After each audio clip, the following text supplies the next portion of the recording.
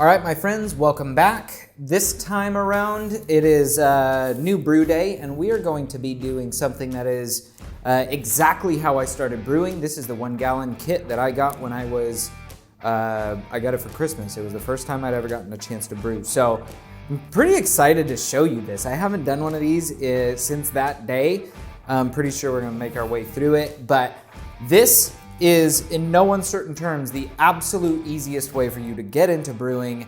I wanna say these kits are like $60, between $50 and $60. Morebeer.com sent me this one, so let's get into it. Let's see what it comes with.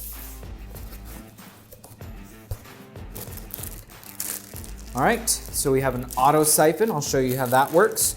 We're actually gonna use this when we're getting the wort out of the carboy. That is how we're gonna get it out. So on that note, here's our carboy.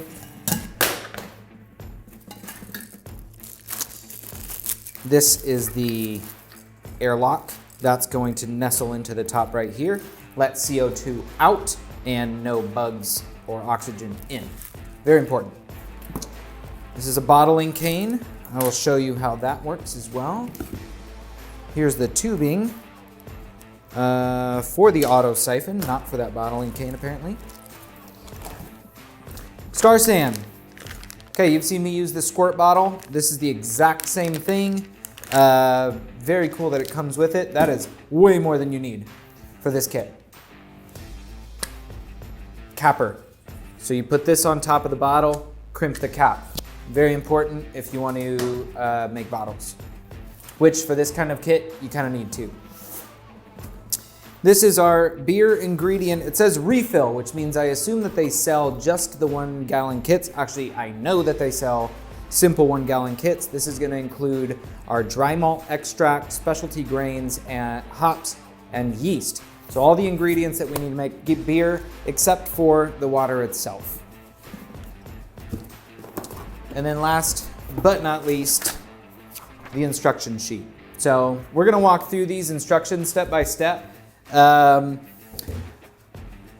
are 2 primary kinds of brewing. One is extract brewing and one is all grain. So when you're ordering kits or the ingredients, that's the #1 thing that you need to know. With all grain kits, you need a way of putting either the brew in a bag or the basket or a false bottom like the ones that I've showed you in the other videos. For this, we don't need any of that. So you're actually gonna see how simple the process is. Essentially what dry malt extract is, or regular malt extract, you're gonna see it, it's a powder. So the powder is what happens when a very good brewer makes wort with grains, just like I would, but then they dehydrate it, and that's how you get the powder. Or it comes in like a tub and it's kind of the consistency of molasses or honey. It's essentially condensed wort. So you're just gonna melt that into your kettle, and so you get to skip the grains portion of it. This kit will come with, it does indeed come with Crystal 15. This is what's gonna give the color and some mouthfeel and flavor to the beer itself, and it's really hard to make malt extract with specialty grains. It just doesn't make sense, probably financially, so that's why they don't do it. So we are gonna have a mash time, and that's gonna be in basically a miniature bag. So we're gonna go through that. This is the dry yeast. I'm gonna follow the instructions on the back of it. I'm probably gonna end up rehydrating it before we go to make sure that it is viable and happy and healthy. That being said, 12 grams of yeast is probably enough to do an entire 5 gallon batch. So even if there's only like 10% viability on this, we're making a gallon. So a gallon of wort. This is overkill technically, but it doesn't hurt the beer. It all just falls out, but it's more than enough. So we'll see. I might rehydrate, I might not. Carbonation drops. These little candies are exactly that. It's a specific amount of sugar. We're gonna put those into the bottles after this is fermented and then cap the bottles. That's gonna give us the ideal amount of carbonation. So this is gonna ferment. We're gonna then transfer it, rack it into the bottles, put a drop into each of the bottles, and it's going to re-ferment inside the bottle. That carbon dioxide, instead of escaping from the airlock like this one, that's what carbonates the beer. So when it comes out of here, it's not carbonated, hardly at all. So those carbonation drops are important. Here's the bottle caps. I did get a box of separate bottles, so on bottling day, I'll show you that and how this racking cane works. Dried malt extract light. We are doing an American IPA, so it does not surprise me that it's light. That is the equivalent of, say, 2-row. And then this one is golden light. So again, it says right on there, concentrated brewer's wort, produced in the USA.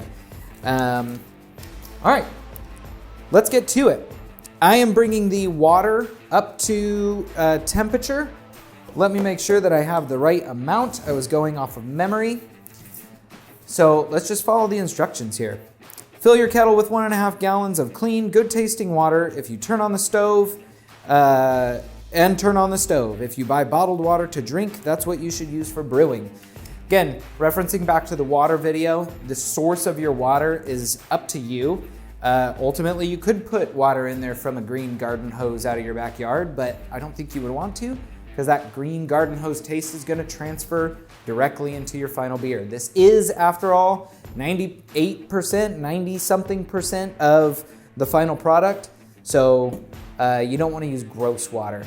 Your options, again, are tap water, charcoal filtered water, so that's like the filter on your refrigerator. 1.5 gallons would only take a couple of minutes to collect. The easiest version for this is probably just bottled water. You can get the gallon jugs, just buy 2 of those. You're good to go. That way you know your water is clean and perfect and happy for brewing. So while this is coming up to temperature, let's go into step 2, steep grains. So we're not ready for that step yet because the water is still cold. I just put it on. Also, I think I should have pointed this out sooner. We're doing this in here in my brewery. This is exactly the same thing as your kitchen stove. So if you want to do this over the fire on your kitchen stove, that's where I did mine. And we're just in here, so I had to improvise and use this. I'll be right back. We're gonna do our grain steeping as soon as we're up to temperature, and we'll go from there. Okay, we're coming up to temperature. I'm gonna follow the instructions. They say to put the grains, these are the specialty grains, into this muslin bag and put it in the kettle for 15 minutes as it comes up to temperature. So I know from experience that I want that to be in a certain range so that it's extracting those, but we're gonna follow the directions to the T. So right now we are at 81 degrees in this. And so that actually might work out where we get to come up to 170 where it recommends taking it out. So fun little tip here. You could just hold this out and try to put these in there and not make a giant mess. But if you take a bowl and you stretch this over the bowl, now we're gonna pour these grains. Obviously, if you have more, you get a bigger bowl. But this hop sock is super flexible and it goes over all of that. So we're gonna put our grains into it. Just like so. Again, this is Crystal 15, which you might also see on recipe kits as C15. Take the top up. You just tie a knot.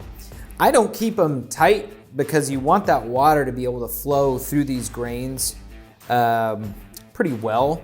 So I try to keep it loose because they're gonna expand and you don't want that dough ball. So again, I'm gonna put this into this kettle and then with my spoon, this is just a regular big kitchen spoon, kind of moosh it up. And then I'm gonna set a timer for 15 minutes so that we're following the directions. Just like that. Immediately, the color starts coming out.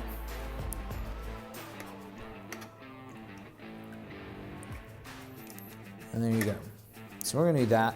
I'm gonna do one more little tip that I've learned.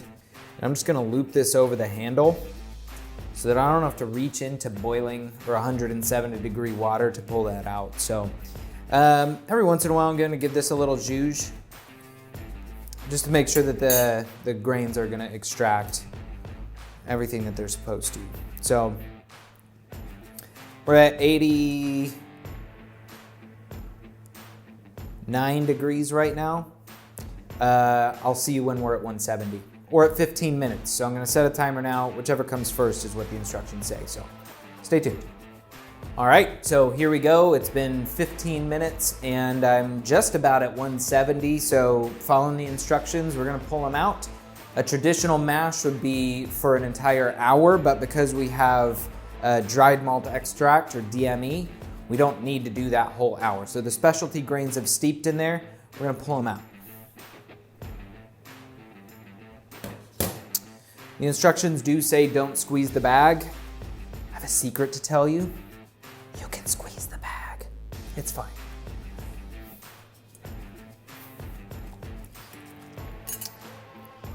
Tradition saying that the bag squeezing would release tannins out of the grains. I think that's been pretty well debunked.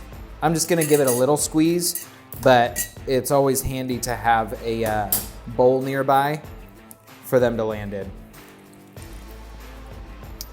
Because I want all of those juices. So there's our spent grains. Now we've got this just kind of light brown, kind of a dark honey color. We're gonna bring this up to a boil, and then once it's at a boil, we're gonna add our dry malt extracts and start adding our hops once it gets back to a boil. So stay tuned and I'll see you in a minute. All right, so we're at a sub simmer. I've got my thermometer in here. We're at about 208 degrees. And so I'm gonna go ahead and cut the power on the power controller, and we're gonna add the dry malt extract. So this is what this looks like. The reason we cut the power is so that this doesn't clump up on the bottom, because it can actually caramelize. Really, it's concentrated, it's basically sugars. So if they sat on that exposed element, they very much could burn, and it'll make like a caramel molasses weird taste that we do not want in this beer. So I was unsuccessful opening this bag, as you can see, but we're gonna roll with it. So the power is off. I'm gonna just pour this in, and it makes like a clumpy, kind of a mess, honestly. So don't get it on anything else, because you'll spend half an hour cleaning. So that's one. I don't want to lose my spoon in the bowl. I'm gonna open up the second one. Good, that one worked a little bit better. And we're gonna put that in. These are two different kinds of malt extract. And I'm going to stir it in. Once I stir it in and it's all dissolved, I'm gonna turn that element back on and get back up to a boil.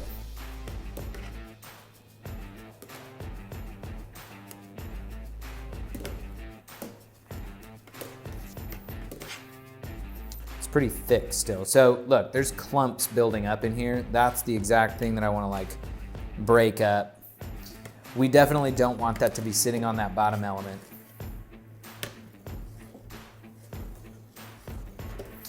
This is just a regular pasta pot that you would have in your kitchen. You just wanna make sure that it holds 1.5 gallons of water. That's what the course called for. So once you get going, you wanna do bigger batches. That's when like the turkey fryer that you've been chilling in the garage for years, that you've had chilling in the garage for years, you can bust that out and try doing a regular brew in a basket. Like I still have chunks in here. You can do a regular brew in a bag, in that turkey fryer over a regular burner, like just the propane burner that you would do for a turkey fryer. So you can find those on Craigslist, at yard sales, things like that. That's the next step up volume-wise for brewing, and you can still do it with a regular bottling line, exactly like I'm gonna show you once we're done with this one. So, okay, I'm pretty well dissolved now. I can't find any chunks. It's pretty frothy up on the top, and that's normal right before you boil.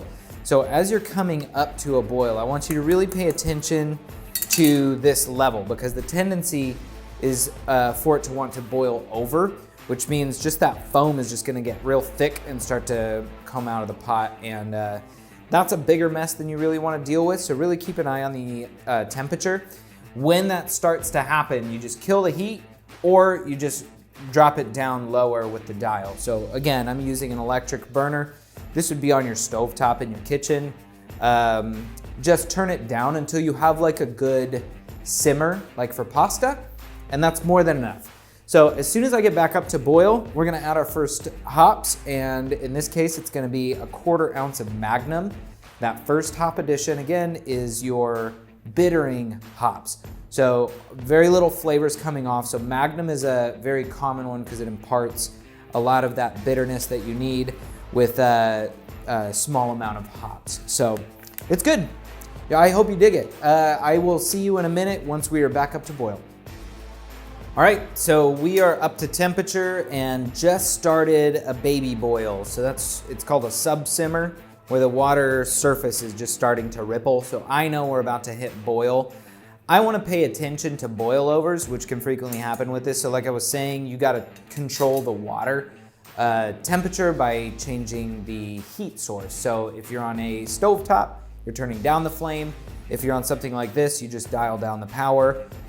If it's really vigorously about to pop up and go bam, you just lift it off of the kettle and put it on the counter. That's the fastest way to get that heat down. I'm gonna add these first boil hops, which are again the bittering hops, right now while we're at a sub simmer. So I'm still 2 degrees away from the boil, but I wanna control the way that boil happens in case it wants to boil over. So if you have a bigger pot, it's really not that big of a deal.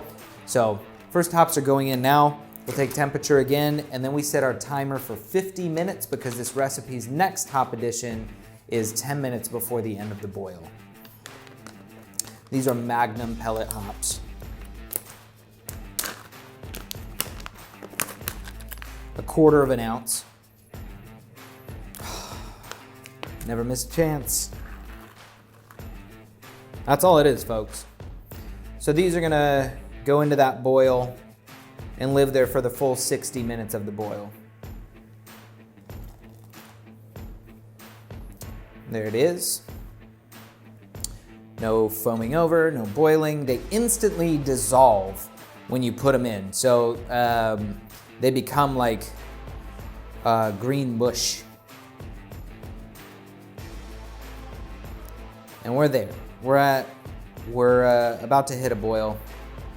This is gonna be good. I'm gonna set a timer for 50 minutes, 50 minutes, and that's when we're gonna add our next hop addition. Those are gonna be in there for 10 minutes, and the last set of hops will be in at flame out. So again, flame out means when we cut the heat, and they're gonna be in there just doing their thing, adding bitterness and aroma, flavor as we chill this pot. So I'll be back in 50 minutes. Here's our 10-minute hop additions. We'll be back at flame out for the last step.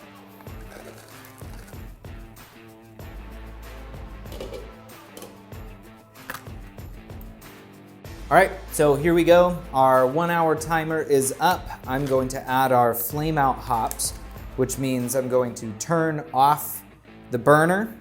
This is the time when we're gonna try and cool this down as fast as possible. It is not necessary to freak out about this step. It's even in the instructions it said, put it in the sink, surround it with ice. The idea being to get it down to like room temperature as fast as possible. So I've turned it off of that. We're gonna add our last 1/2 ounce of hops. So we are done adding things to this. Now I'm gonna take it and move it into this. This is just my sink here in the brewery. It's ice. Out of our ice maker. We do have a gallon of water in here in case this doesn't want to nestle down just right. So I'm going to take it, move the whole thing over, and I want to really like get it up against the wall. So I'm going to add this gallon. This, by the way, is our fermenter that we're going to use here in a second.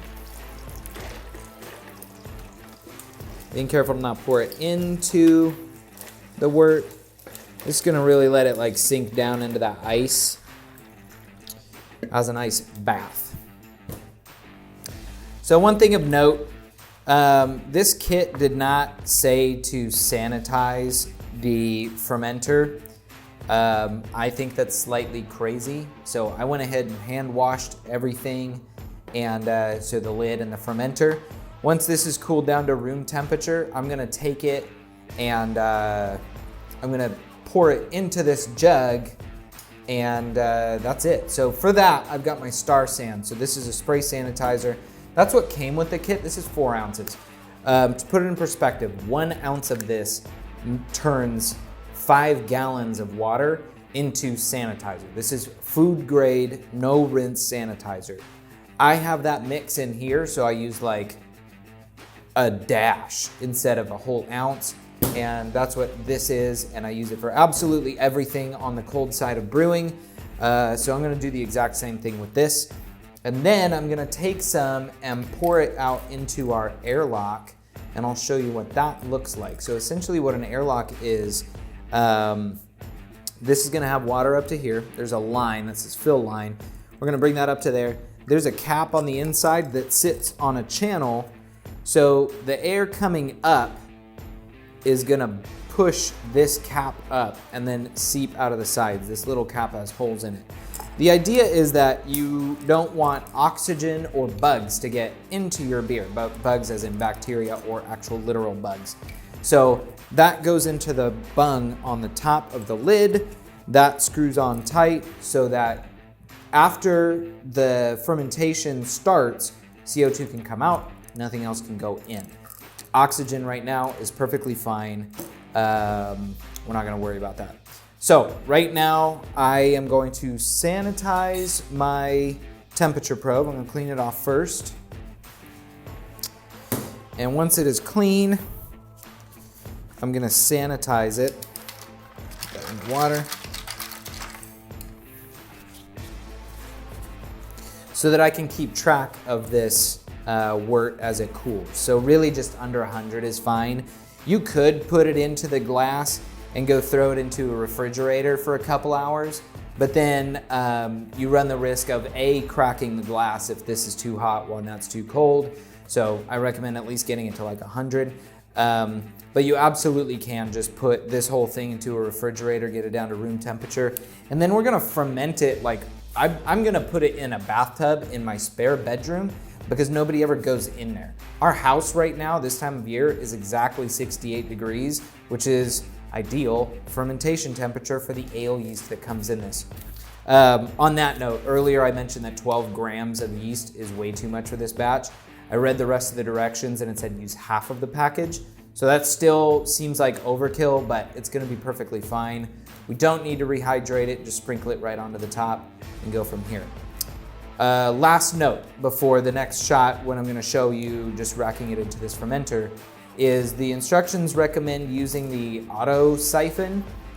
I'm not gonna do that just because it's gonna cause me to clean this thing and it's not sanitized either. So what this does is it basically starts a siphon. So if I had this up on my counter, I would put this like down on a chair or something and then just pump a couple times like this with this in the wort, and it's gonna suck it up and start a siphon. So it'll just flow naturally just using gravity. I don't really need that. This is a wide mouth fermenter, so it's pretty simple to just pour it in, so we're gonna do that. But that's what this is for. This is gonna be handy when we are wanting to bottle to get that siphon started. So we will put it to use. I do use these for racking into kegs when I can't pressure ferment for whatever reason, so they're useful, but I'm just not gonna use that right now. So like I said, I'm gonna sanitize this thermometer as we go. And I'm also gonna sanitize my spoon, and I'm gonna keep stirring this in its water bath. So come here, I'll show you a close up.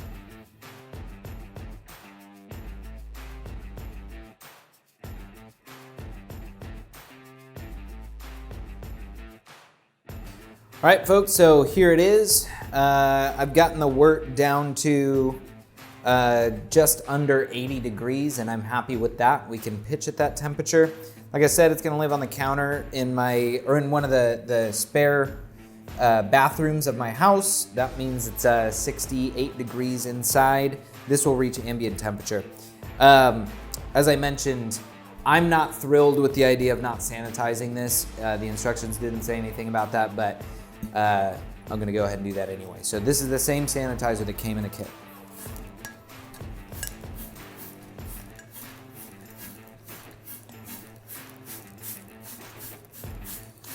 So we're just gonna drop out the extra.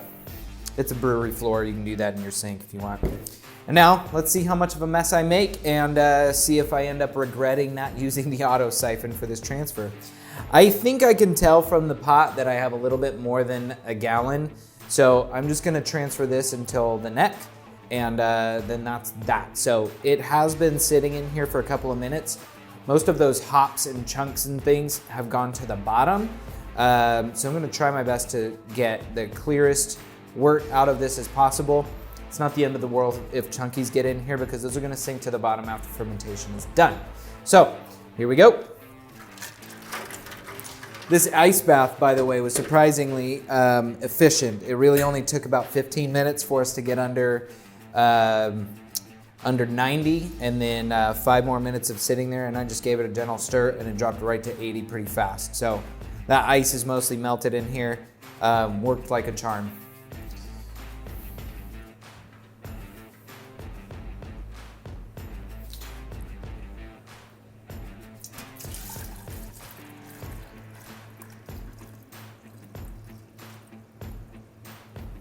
This is working great.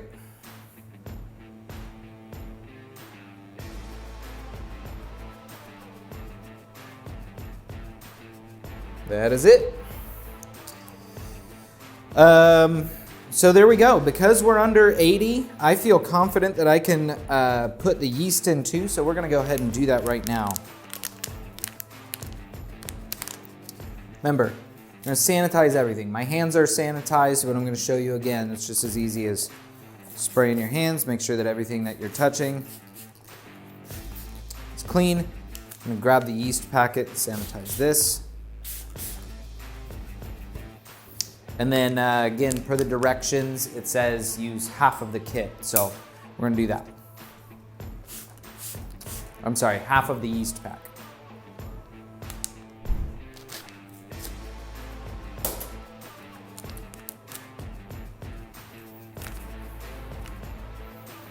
This is probably US 05 yeast.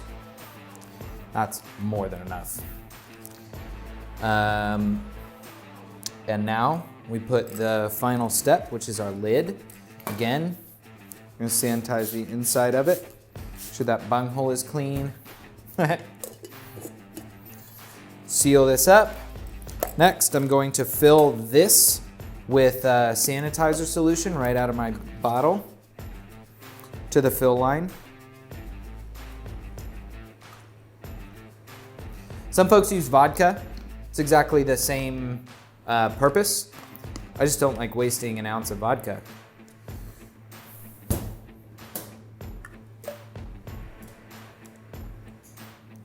Last thing, sanitize. Really, this is not going anywhere because it is full of sanitizer. And get the part down here. Everything is perfectly sanitized right now. I'm gonna put this into the top, and now we are going to put this in a warm place where it can ferment.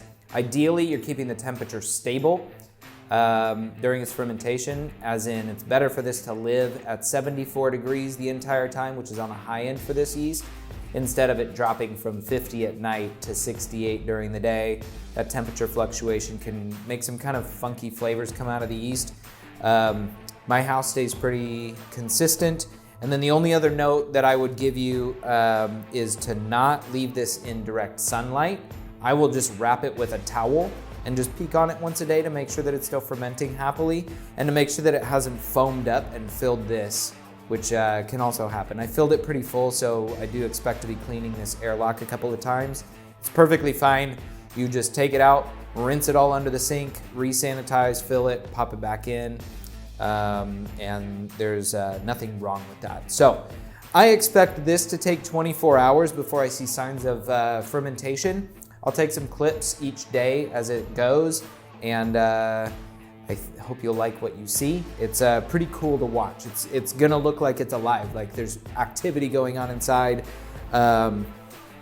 Proteins and yeast activity just moving up and down. So you're gonna dig it. We are done with this brew day. I'm gonna clean this up and I'm going to go have a gigantic beer. So see you next time.